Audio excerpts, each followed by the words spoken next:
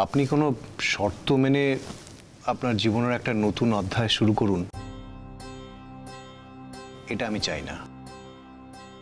Well, আমি personally চাই না। অপরাজিতা, শর্ত নয়, ইচ্ছে।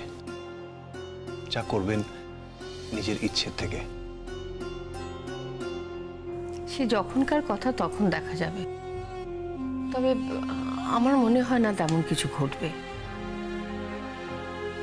তেমন কিছু ঘটনা ঘটলে উল্টো পক্ষ তো তোমাকে খুঁজতো। তেমন কিছু তো দেখলাম না, বা তারাও যে কোনো বিজ্ঞাপন দিয়েছে সেটাও তো আমাদের নজরে পড়লো না। কিংবা উল্টো দিক দিয়ে ধরো, আমরাও যে বিজ্ঞাপন দিয়েছি তারা নিশ্চয়ই সেটা দেখেননি, অন্তত আমাদের তাই মনে হচ্ছে। বড় শান্তি পেলাম মা,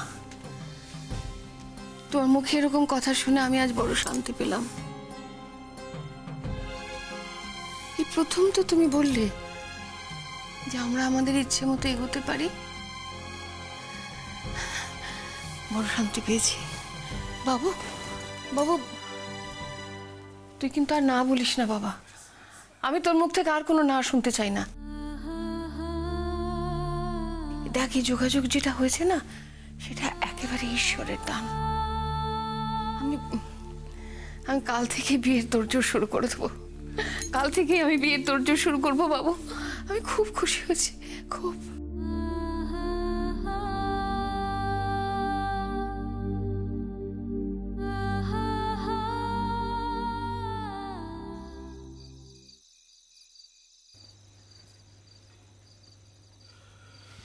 এই যে রোহিণী, তুমি দেখছি যশের সঙ্গে ছায়ার মতো লেগে আছো। ওকে একটু একা থাকতে দাও, আর তুমিও তোমার মতো থাকো না। রাত বিরেতে আসছো, আবার চলে যাচ্ছো, আবার সকাল হলেই চলে আসছো। কিছু করার নেই আঙ্কেল, আমি তো যশকে অবস্থা একা ছাড়তে পারছি না। তুমি না, আমার অবাক লাগে জানো তো, ও না থাকলে আমার ছেলেটার কি হতো বলো তো। মানে এতটুকু কৃতজ্ঞতা বোধ নেই। তুমি ওকে সন্দেহ করছো কেন, আমি বুঝতে পারছি না। এক্স্যাক্টলি, আমিও একটা জিনিস বুঝতে পারছি না। মানে রোহিণী যা করছে যশের জন্য, সেটা তো ওকে হেল্প করার জন্যই করছে। নাহলে যশ যেতে পারতো হসপিটালে, ওকে তো হসপিটালে নিয়ে যাচ্ছে। যশের নতুন চাকরি, রোহিণী যদি ওকে না নিয়ে যেত তাহলে হয়েছে, এবার থাম। রোহিণী, তোমায় একটা কথা আমার বলার ছিল। আঙ্কেল, আমি বরং আজকে চলে যাই। আজকে তো অনেকটা রাত হলো, আমি কাল সকালে এসে না হয় তোমার কথাটা শুন। দেখো, কিন্তু আমার একটা কথা বলার আছে। আগে আমি বলিনি, তারপর তুমি বলবে। হ্যাঁ বলো আঙ্কেল, বলো। রোহিণী, ডায়মন্ড হারবারে যে নার্সিংহোমে তুমি তোমার মায়ের ট্রিটমেন্ট করিয়েছিলে, সেই নার্সিংহোমের কোনো অস্তিত্ব আমরা খুঁজে পাইনি।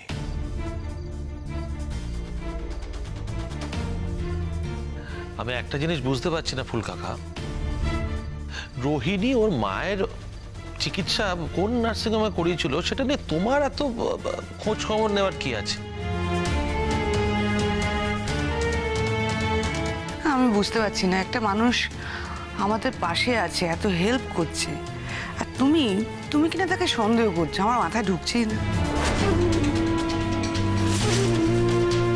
দাঁড়াও কঙ্কনা, দাঁড়াও। রোহিণী, আমি একটা কথা বুঝতে পারলাম না, তুমি যে নার্সিংহোমে ট্রিটমেন্ট করালে সেই নার্সিংহোমটা ভুয়ো, সেই নার্সিংহোমটাই নেই।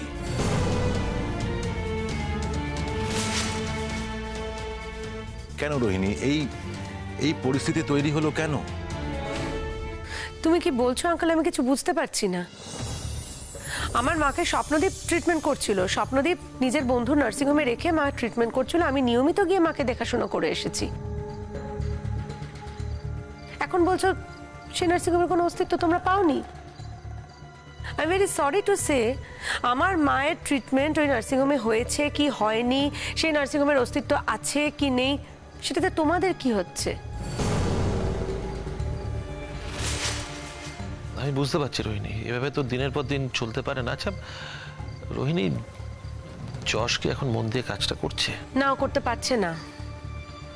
ও একদমই কনসেন্ট্রেট করতে পারছে না কাজে ভুলভাল করে ফেলছে। দেখো আন্টি, আমি কিন্তু সিরিয়াসলি বলছি, যশ কোনো কাজে মন দিতে পারছে না। আমি যদি সঙ্গে না থাকি যশ একা একা কিচ্ছু করতে পারছে না। আমার কোনো সমস্যা নেই, আমি যশকে ছেড়ে চলে যাব, কোনো প্রবলেম নেই, আমি যশের সঙ্গে সঙ্গে থাকবো না। কিন্তু তোমরা পারবে তো? এই অবস্থায় যশকে একা সামলে নিতে পারবে তো? দেখো তোমরা, আই হ্যাভ নো প্রবলেম। আমি জানি এখন তুইও আমাকে ছেড়ে চলে যাবি। যশ, ভুল বুঝিস না আমায়। আমি তো সঙ্গেই থাকতে চাই, সঙ্গেই আছি, আমি তোকে ছেড়ে কোথাও যেতে চাইছি না। কিন্তু তোর ফ্যামিলির লোকজন যদি আমার তোর সঙ্গে থাকাটাকে অ্যাডমিট না করে, পারমিশন না দেয়, তাহলে আমি তো বেশি দূর এগোতে পারবো না, এবং এটা ভীষণভাবে অসম্মানজনক আমার জন্য। প্রত্যেক মুহূর্তে যদি আঙ্কেল এভাবে আমাকে প্রশ্নের মুখোমুখি দাঁড় করান। না না, আমি তো তোমায় অন্য কিছু বলিনি। আমি তোমায় খুব সোজা প্রশ্ন করেছি, তোমার মা যেখানে ভর্তি ছিলেন যে নার্সিং হোমে, সেই নার্সিং হোমটা কোনো অস্তিত্ব নেই কেন? আচ্ছা রোহিণী, ওই নার্সিং হোমটা কোথায় তুমি আমাকে দেখাতে পারো একদিন? হ্যাঁ, ডেফিনেটলি নিয়ে যেতে পারবো, আমি নিয়ে যাবো তোমায়। অস্তিত্ব নেই বললে তো হবে না আঙ্কেল। আমি নিয়ম করে আমার মাকে ওই নার্সিংহোমে দেখতে যেতাম ডায়মন্ড হারবারে। তুমি কবে যেতে চাও বলো? কালই। কাল তো আমি ছুটি পাবো না, এত চট করে কি করে ছুটি পাবো আমি? ঠিক আছে, তুমি তাহলে কবে ছুটি পাবে সেটা জেনে আমাকে জানো। তোমরা ওকে অবিশ্বাস করছো কেন আমি সেটাই বুঝতে পারছি না। যশ, আমার একটা ব্যাপারে খুবই খটকা লাগছে। রোহিণীর মা যখন অসুস্থ হয়ে নার্সিংহোমে ভর্তি হয়, সেই সময়ই শবনমের মিস আপটা হয়।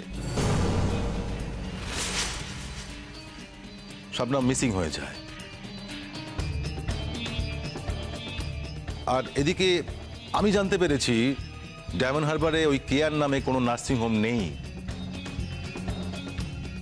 মাই গুডনেস আঙ্কেল, তুমি কিসের সঙ্গে কি লিংক করছো?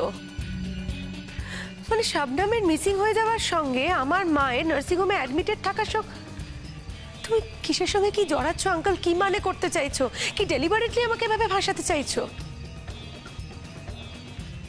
করো, আমার কোনো অসুবিধা নেই। তোমাদের যা মনে হয় তোমরা তাই করো। একটা কথা খালি মাথায় রেখো, যশের জন্য জেল হেফাজত করতে আমার কোনো অসুবিধা নেই, জাস্ট কোনো অসুবিধা নেই। শুধু একটাই কথা, যশকে ভালো থাকতে হবে। যশ, হয়ে গেল, পেয়ে গেলাম তো প্রতিদান। তবু বলছি, তুই যখন যেরকম ভাবে আমাকে চাইবি আমি তোর পাশে থাকবো, শুধু তোর মুখ চেয়ে।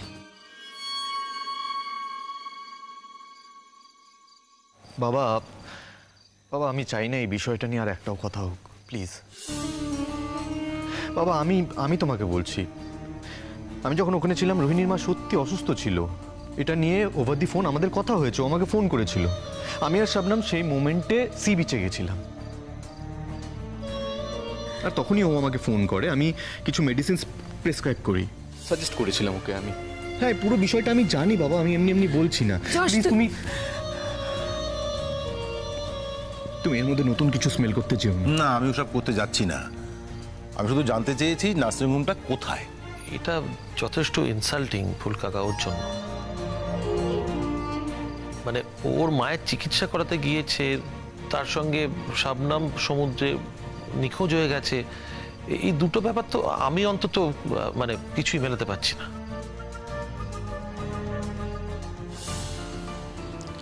তোমরাই বলো পরাগ, আমার সত্যি কিছু বলার নেই আর। ফুলকাকা যখন বলছে তখন তার নিশ্চয়ই কোনো যুক্তি রয়েছে। ফুলকাকা কেন বলছে সে কথাটাও তো আমাদের শোনা উচিত। শোনো মহুয়া, এখানে কিচ্ছু শোনার নেই। ফুলকাকা বায়াসড হয়ে গেছে।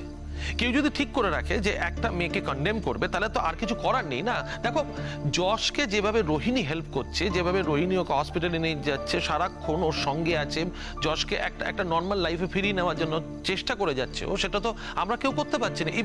ইভেন ফুলকাকাও সেটা করতে পারছে না।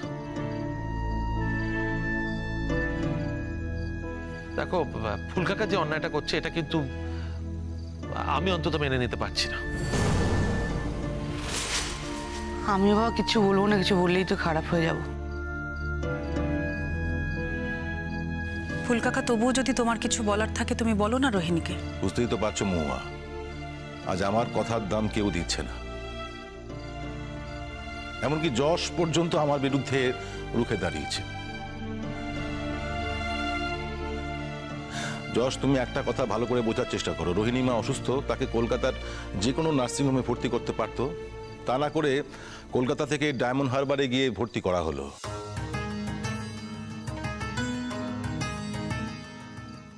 কেন? আচ্ছা, ভর্তি করালো তো করালোই, কিন্তু এমন এক নার্সিংহোমে ভর্তি করানো হলো যে নার্সিংহোমের কোনো অস্তিত্বই নেই। কে আর নার্সিংহোম নেই, অস্তিত্ব নেই। কেন? আঙ্কেল, তোমাকে তো আমি বলেছি আমি তোমাকে নিয়ে যাব, তারপরে তো এতগুলো কথা ওঠেই না। এর থেকে কি প্রমাণ হয় বাবা? রোহিণীর ইচ্ছে হয়েছে, রোহিণী ওর মাকে ডায়মন্ড হারবারে নিয়ে গেছে ট্রিটমেন্ট করাতে। ওর যদি ইচ্ছে হতো ওর মাকে নিয়ে আমেরিকা যেতে পারতো ট্রিটমেন্ট করাতে।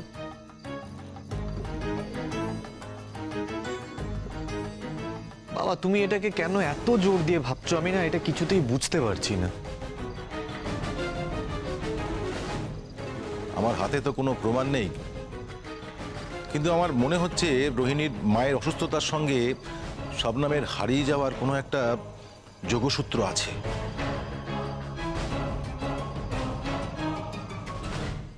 মানে সে কি গো, তুমি তোমাকে ডিরেক্টলি অ্যাকিউজ করছো? যশ, বল এবার আমার কি করা উচিত? আমি সিরিয়াসলি এত বদনাম নিয়ে আর এখানে আসতে পারবো না রে। আমার পক্ষে সম্ভব নয়। আমার তো ভয় করছে, এখন ইনসিকিউর লাগছে। কোনদিন দেখবো আঙ্কেলের মনের এই ভুল ধারণাটা নিয়ে গিয়ে আমার হসপিটালে কোনো একটা কথা উনি বলে এলেন, তখন তো হসপিটালে আমার কর্মক্ষেত্র, সেটা কিছু না করে আমাকে হাজার প্রশ্নের সম্মুখীন হতে হবে। আমি কি করব তখন? অসম্ভব ব্যাপার।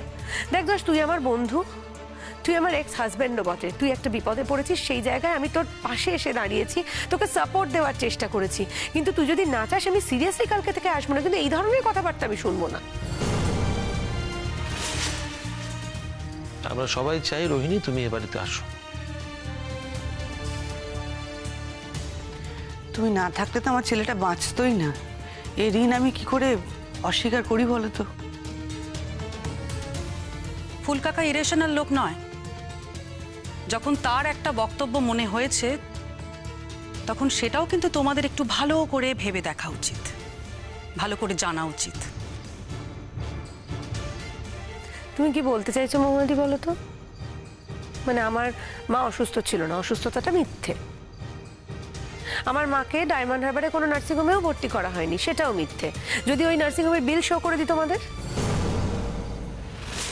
হ্যাঁ, সেরকমই তো কথা ছিল। বিলটা আনছো না কেন? বিল তোমাকে আমি দেখিয়ে দেবো আঙ্কেল, কিন্তু তুমি শুধুমাত্র তো বিল দেখতে চাইছো না, তুমি আমার সঙ্গে নার্সিংহোমটা ভিজিট করতে যেতে চাইছো। ফাইন, কিন্তু তাহলে সেটার জন্য আমাকে সময় দিতে হবে। বাবা, এই সব প্রশ্নের মীমাংসা আমি করতে পারবো।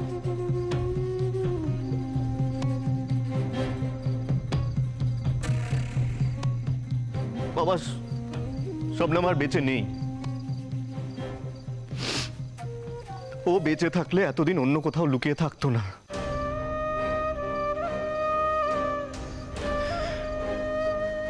শবনম আমাকে ছেড়ে চিরকালের মতন চলে গেছে বাবা।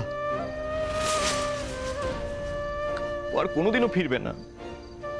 আর ও চলে যাওয়ার দুঃখটা আমার মনের মধ্যে রয়েছে। আমি ওকে ভুলতে পারবো না, কোনোদিনও ভুলতে পারবো না।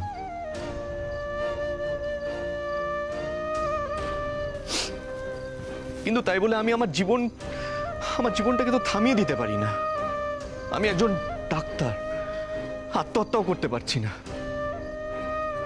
আমি বেঁচে থাকার জন্য, আমার উঠে দাঁড়ানোর জন্য আমি রোহিণীর সাপোর্ট নিচ্ছি। প্রতিনিয়ত ওর সাহায্য নিয়ে যাচ্ছি, আবার উঠে দাঁড়াতে চাইছি। আর এই সব কিছুর জন্য রোহিণীকে অনেক কথা শুনতে হচ্ছে, অনেক প্রশ্নের জবাব দিতে হচ্ছে। এটা তো আমি মেনে নিতে পারি না।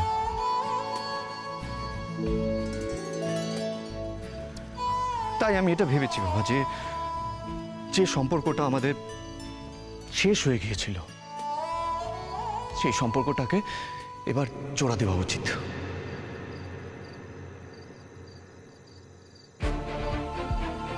মানে কি বলছো তুমি যশ? আমরা সবাই ভেবেছি এই কথাটা, তোমাকে বলিনি তুমি কি ভাববে তাই।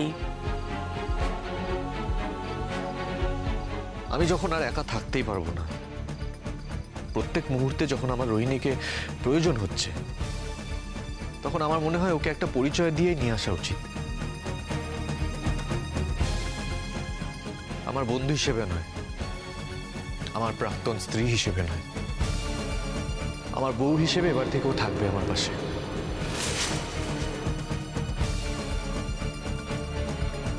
যশ, বাবা, তুমি চাও না আমি ভালো থাকি? তুমি চাও না আমি মন দিয়ে কাজটা করি? তুমি চাও না আমি আবার নতুন করে বেঁচে উঠি? নাকি তুমি চাও যে আমার জীবনটাও শেষ হয়ে যাক? যশ দেখ, আমরা তোর পাশে আছি যশ। যশ, যশ তুমি কিন্তু জীবনে আরো একটা বড় ভুল করতে চলেছো যশ। একটা মেয়ে চলে গেছে, মাত্র কটা দিন হয়েছে। একটা বছর পর্যন্ত তোমাদের অপেক্ষা করা উচিত ছিল ফুলকাকি। আর যদি মেয়েটা ফিরে আসে, কোনো ক্রমে যদি মেয়েটা ফিরে আসে, তাহলে যশ, আমি সিরিয়াসলি কিছু বলতে চাই না। আমি শুধু এইটুকুই তোকে বলতে চাই, তুই যেভাবে তোর পাশে আমাকে থাকতে বলবি আমি সেভাবেই তোর পাশে থাকবো। শুধু একটাই রিকোয়েস্ট করি, আমাকে এখন তুই যেতে দে। দেখ যশ, আমি একটা কথা বলি, আমার মনে হয় যত তাড়াতাড়ি সম্ভব তোদের বিয়েটা হয়ে যাওয়া উচিত। পরাগ, পরাগ, আমার ছেলেটার জীবন এইভাবে তোরা নষ্ট করে দিস না পরাগ। কি বলছো ফুল কাকা? তুমি এটা কি বলছো? তোমার ছেলেও হতে পারো, ও আমার ভাই। তুমি এটা ভাবলে কি করে আমি ওর জীবনটা তুমি এত বড় একটা কথা বলতে পারলে আমায়? আমি তো মা, আমি মা হয়ে আমার ছেলের ক্ষতি করব? অঙ্কনা, আগে যেন তুমি কিছু করোনি। হ্যাঁ, অনেক ক্ষতি তো করেছো তুমি। আমি মানছি, সত্যি আমি শাবনামের ক্ষতি করেছি, কিন্তু যেদিন ওকে আমি মেনে নিলাম, ভালোবাসতে শুরু করলাম, আমি ক্ষতি পূরণও করে দিয়েছি। শাবনামও জানতো আমি ওকে কতটা ভালোবেসেছি।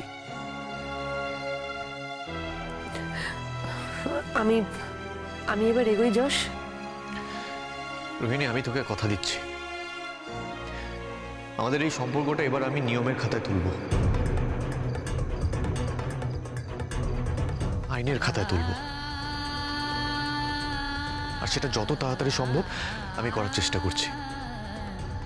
দাদা ভাই, তোরা পুরো ব্যাপারটা দেখে নে প্লিজ।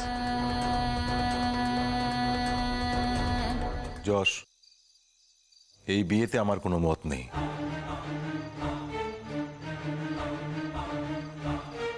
এটা আমি পরিষ্কার জানিয়ে দিলাম।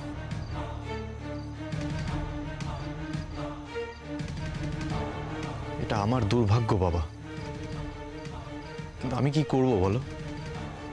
এর জন্য তো আমি একটা মেয়েকে এক্সপ্লয়েট করতে পারি না। দিনের পর দিন আমি একটা মেয়ের সাহায্য নিয়ে যাব, অথচ তাকেই আমি পরিচয়ের আড়ালে রেখে দেব? আমার পক্ষে সেটা সম্ভব না বাবা। ওরও তো একটা সামাজিক স্ট্যাটাস আছে, ওরও তো চাকরি ক্ষেত্র আছে, আমাকে সব দিক বিবেচনা করতে হয়।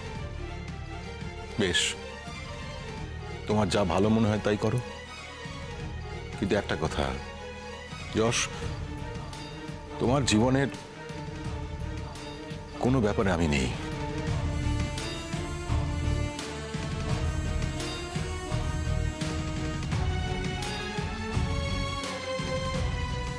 যশ, শোন না, আমি বলি কি, আঙ্কেলকে রাগিয়ে কোনো কাজ করিস না, সেটা আখেরে ভালো কিছু হবে না। তার থেকে বরং আঙ্কেল মন থেকে যাবে আমাকে মেনে নিতে পারবেন। কিন্তু আমাকেও তো বাঁচতে হবে রোহিণী, আমাকেও বাঁচতে হবে। দাদা ভাই, তুই তুই তুই কি? আমি তোকে কি বললাম? তোর পাশে কেউ না থাকলেও আমি আছি, তুই শুধু ডেটটা বল। যত তাড়াতাড়ি সম্ভব যা করার করতে হয় কর তুই। আমি দেখছি, ডেট দেখছি। তো আর তেমন আবার ধুমধাম করে বিয়ে নয়, কয়েকজন বন্ধু বান্ধব ডেকে আবার ওকে সিঁদুরটা পরিয়ে দেওয়া। থাক থাক থাক, একই থাক থাক। তুমি আমাকে আশীর্বাদ করো আন্টি, আমি যেন যশকে নিয়ে সুখী থাকতে পারি, আমি ওকে ভালো যেন রাখতে পারি। আমি যেন তোমাদের বাড়ির সবাইকে নিয়ে সুখী হতে পারি, আর আমি কিচ্ছু চাই না। রোহিণী, আমার আশীর্বাদ তোমার সাথে আগেও ছিল, এখনো আছে। God bless you.